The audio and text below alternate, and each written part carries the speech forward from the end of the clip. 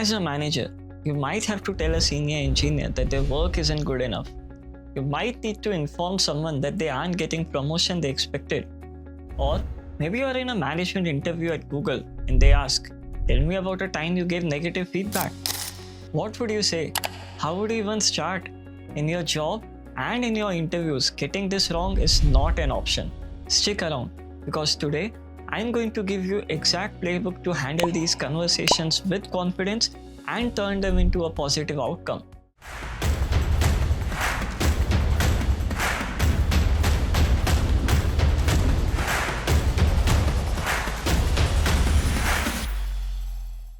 Hi, I am Vinay Bansal, Engineering Manager at Google. I have worked as Engineering Manager and Senior Engineering Manager at top tech companies. I have conducted hundreds of interviews for different engineering roles, including for engineering managers. Today, we are going to break down difficult conversations, how to lead them, and how to ace any interview questions about them. Alright, let's get on the same page. What do we even mean by a difficult conversation? What makes these conversations difficult? Let's keep it simple. It's because you have to tell the truth, but you're worried how the other person will react. You have to be direct, but you also want to be a good person. That's the conflict that makes these conversations so difficult. These are conversations where the stakes are high, the outcomes are uncertain, and the emotions are involved. And learning how to handle these conversations is our job as a leader. Now, speaking of tough situations, let me ask you something, true or false? The hardest conversation a manager has is firing someone? The answer is false. Why is it false? Think about it. Terminations happen due to a lot of reasons: org structuring, business needs, or other things that are out of your control. But when it is about performance, it should never be a surprise to the employee. The truly difficult conversations are the ongoing, courageous ones about performance and behavior that give an employee every opportunity to succeed. Firing is a final step. These conversations are about creating path to success. If a manager has these conversations early and the employees are able to act on them, it can avoid the termination altogether. So, if these conversations are so vital, why do we hesitate? It boils down to one thing: fear of emotions. But it's probably not the emotions you think. It's not just about how the other person will feel or react. It's actually more about your own emotions than theirs. The single biggest barrier is learning to navigate emotional landscape, both other persons and especially our own. Let's be direct. The toughest part isn't anticipating how they feel, it's managing how we will feel. It's the discomfort of causing disappointment. It's the feeling of guilt when delivering tough news. It's that deep human awkwardness that makes us want to soften the message, rush the conversation, or avoid it altogether. So what do we do? First, you have to acknowledge these feelings are a normal part of leadership role. There's no point in suppressing them. But you cannot let them dictate your actions. You cannot let that feeling stop you from doing your job. Second, you must change your mindset. This is not a confrontation or a fight. It's an opportunity for growth.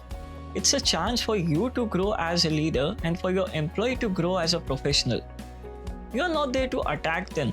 You are there to help them remove an obstacle to their own success. If you are not addressing the issue on time and having these conversations, you would be harming them by not providing them opportunity to grow. The second barrier is feeling like you don't just know how to handle it. Many people believe that navigating emotional conversations is an innate talent. They feel like they need to be an extrovert to have these conversations. This is also false. This is not a talent, it is actually a skill. It is a muscle you develop through deliberate practice. Active listening, asking clarifying questions, and showing empathy, these are all learnable skills. You can practice with a trusted peer or a mentor. The more you do it, the better you get. When you overcome your fear of emotions and master difficult conversations, here is what will happen.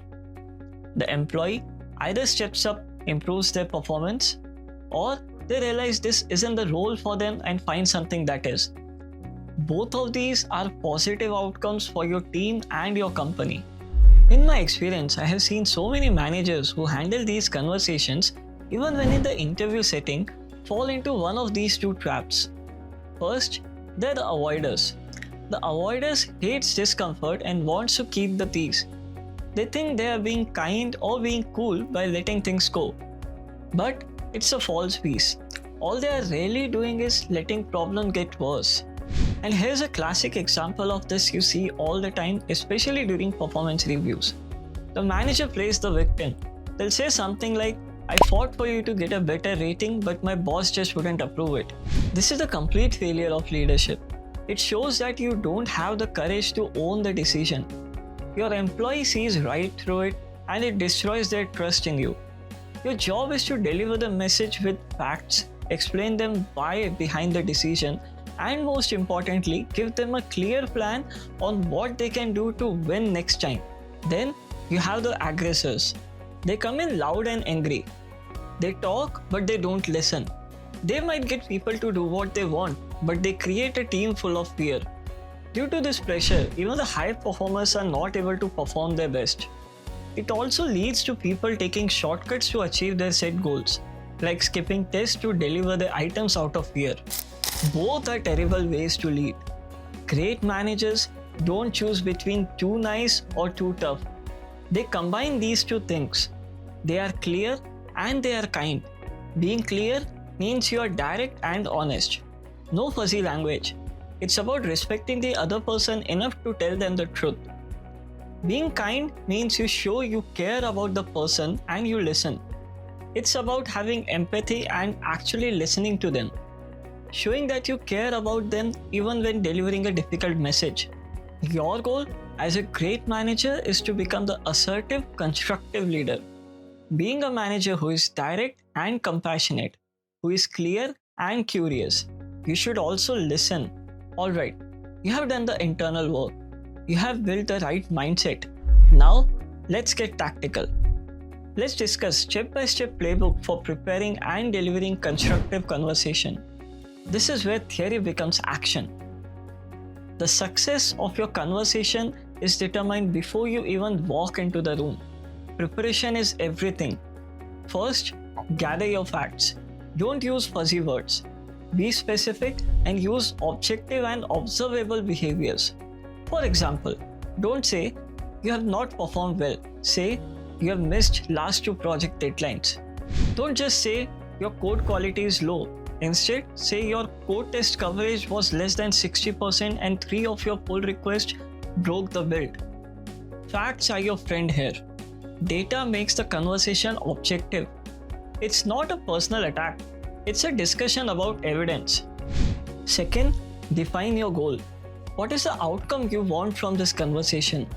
It could be as simple as, I need them to understand the impact of their performance and agree to a specific improvement plan. A clear goal keeps the conversation focused. And briefly reframe your mindset one last time. This is a constructive conversation, not a confrontation. You are there to be compassionate, but no need to play the victim. You are a leader guiding them to a better outcome. Next, you have to decide where this conversation happens. This is a critical choice. The rule is simple. If it's a serious or sensitive conversation, you do it in person or on a video call. Use Slack or emails for fact sharing, agendas and updates, but not for feelings. Text lacks tone, body language and the ability to clarify in real time, which is essential. And a pro tip, never get into a fight on Slack. If things get tense, you stop typing, you say, good point, let's talk live for 15 minutes. You are the leader. You control the medium of communication. Alright, you are in the meeting. What do you actually say? Just follow these 5 steps. Step 1. Say what you observed. Just the facts. Hey, I wanted to chat about something I noticed. In our last 3 meetings, you haven't spoken up during the design review. Step 2. Say why it matters. Immediately explain them why this matters to the team and to the company. You could go like, your opinion is really important here, and the team needs your input to make the best decision. Step 3. Stop and ask a question. This is the most important part. After you speak, you need to listen. Ask something simple like, "Can you help me understand why this is happening?" Or, "I wanted to get your thoughts on this." Now, your job is to listen. Get curious and understand their world. Step 4. Say what needs to change. Be clear and simple. You could say something like, "Going forward, I need you to be an active part of these discussions." Be prepared for resistance. They might get defensive. If they do, stay calm. Refer back to the facts and the impact. Remind them by saying, "My goal here is to help you succeed and for our team to function at its best. I am on your side." Now, if they continue to resist, you have one more tool. You can gently connect the feedback to their role itself. You don't threaten them, you coach them. You can say, "Part of growing as a senior engineer here is making the whole team better. This is a key part of your responsibilities at this position." What you're doing is reminding them that this isn't just your personal opinion. It's what success looks like for their career path at this company. It shifts the conversations from a disagreement to a coaching moment about their growth. Step 5. Agree on a plan. Never leave the meeting without a clear what's next. Make the outcome tangible. It could sound like, "Okay, so as we planned for Thursday's meeting, you will come with 1 or 2 suggestions for high-level design. Sounds good?" Make it concrete. Define what will happen, by when, and how you will follow up. Now, even with a perfect plan, conversations can get messy. Here's how to handle common challenges you can come across during any difficult conversation. First, the ping pong. This is when the conversation gets sidetracked. Your job here is to gently but firmly bring it back. Use a redirect phrase. "I understand that's a common concern, but for now, let's stay focused on the issue of X. We can talk about that other topic later." Second, they give you excuses. The "yes, but" trap. This is the employee who agrees in principle but has an excuse for everything. Don't accept it. Acknowledge their point but pivot it back to the commitment. For example, "I hear you. That sounds tough. So knowing that, how can we solve this?" Also, you need to stay in the present and focused. They might bring up old problems. Stick to the specific issue you prepared to discuss. You can say, "Let's focus on this specific issue for today."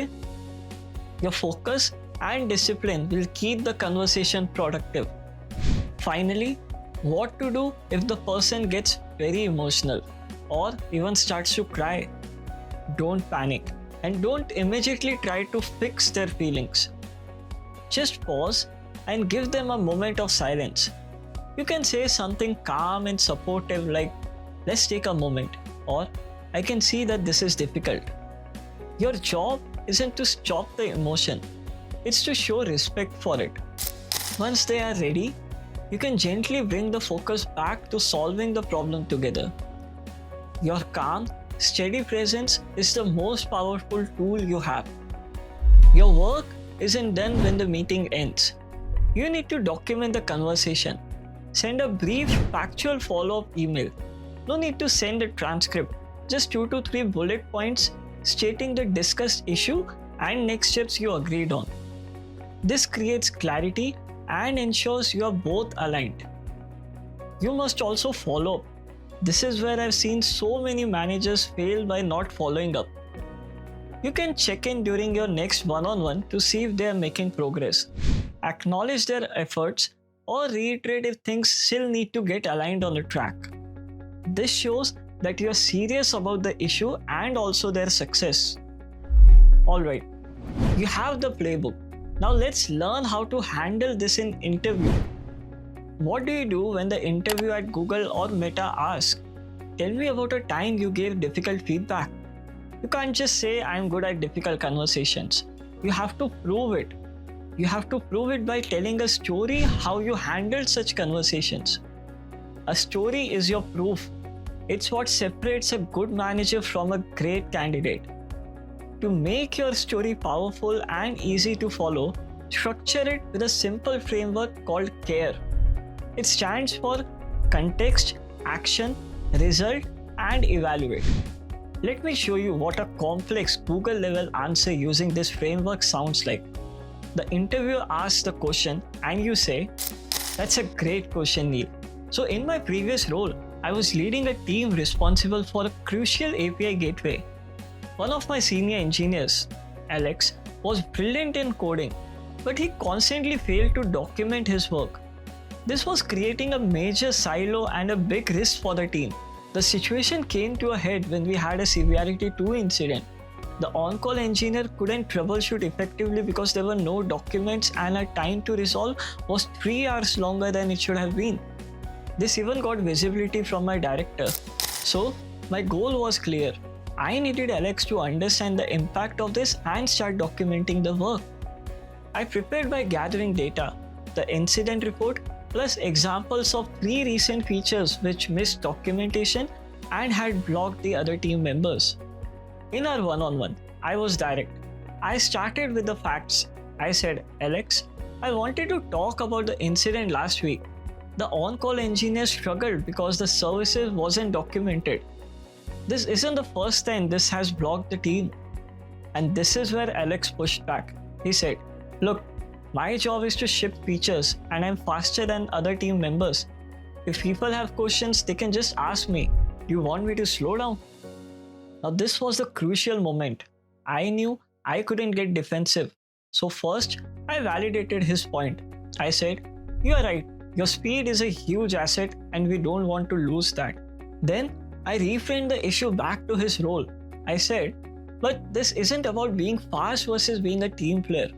At your level of seniority, it's about doing both. The expectation for senior engineer here is to elevate the entire team.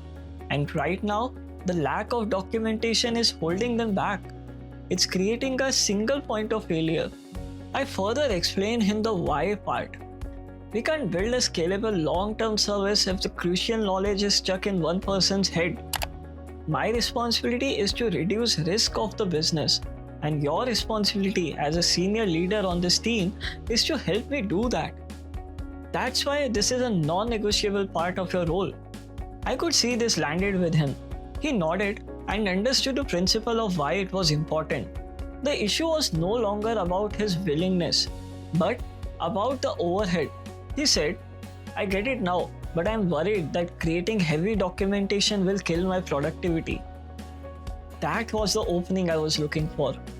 It turned the conversation from a difficult feedback session into a collaborative problem-solving one. I said, "That's fair concern. My goal isn't to slow you down. It's to make the whole team faster. So let's design a solution together. What would a simple, lightweight version of this look like to you?" That question changed the conversation.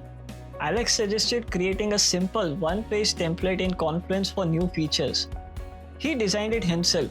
It was a small step, but he owned it. The immediate result was that his next feature was documented using this template. But the long-term result was much bigger. Other teams saw the template and adopted it. Alex went from being the bottleneck to the person who was actually championing the documentation standards. This new mindset was one of the key factors in his promotion to the staff engineer in the next promotion cycle, because he was finally demonstrating leadership beyond just his own code. I learned 2 main things from this incident. First, how to coach top performers. I learned you have to frame feedback as a path to more impact, not as a criticism to their strengths. But the bigger learning was that I waited too long. I should have had the conversation proactively before it became a real problem. That was my mistake. So I fixed our process. I made documentation a required subtask in Jira stories. This made the standard clear for everyone and turned one difficult conversation into a permanent improvement for the whole team. So that's it. That's how you tell a story that proves you are a top-tier leader. It's not just a story. It's evidence that you can handle complexity, take ownership and turn a problem into a growth opportunity. Let's quickly talk about some common mistakes I've seen managers do that lead to their rejection. You can notice a few things I didn't do in that story. First, I didn't blame anyone. I've seen hundreds of managers make this mistake when I'm interviewing them. I didn't say my director was putting pressure on me about the incident. I owned the problem as a leader. I made it about our team standards and a responsibility to the business. That's ownership. Second, I was specific. I didn't just say things got better. I gave real measurable results. I said a new template was created, that the other teams adopted it, and most importantly, that Alex's growth in this area was a key factor. That's impact. And third, I didn't make it about my feelings. I never said it was really hard for me to talk to my top performer. The focus was 100% on professional actions I took, the positive outcome for the employee and the team. Avoiding these three mistakes, blaming others, being vague, and making it about your feelings is what separates a weak answer from a strong one. Always check your story to make sure you're not falling into these traps. Now, if you're new to management and don't have such a good example, it might be tempting to invent a fake story. Don't do it. Interviewers at top companies are expert at spotting fake stories since they have conducted hundreds of interviews. They can easily tell when an answer doesn't have real depth. If you get caught fabricating a story, your credibility is gone and your interview is over. So what do you do instead? You use honesty as your strength. It shows maturity. Here is what you say. That's a great question, Neil. In my current role, I haven't had to handle such a situation with that level of resistance yet. However, if that scenario did come up, here is exactly how I would handle it. And then you just walk them through the playbook we just discussed. You say, first, I would gather the specific facts and so on. This proves you have a solid, thoughtful plan for future challenges. It is 1,000 times better than risking your candidacy with a fake story. Okay, so we have learned about handling difficult conversations practically and how to answer any related question. If you follow this playbook, I can personally guarantee you that you will perform better in next management interview and you will be a more effective and respected leader for your team. If this video helped you, hit like button and subscribe to BeTopTen. See you in the next video. Thanks for watching.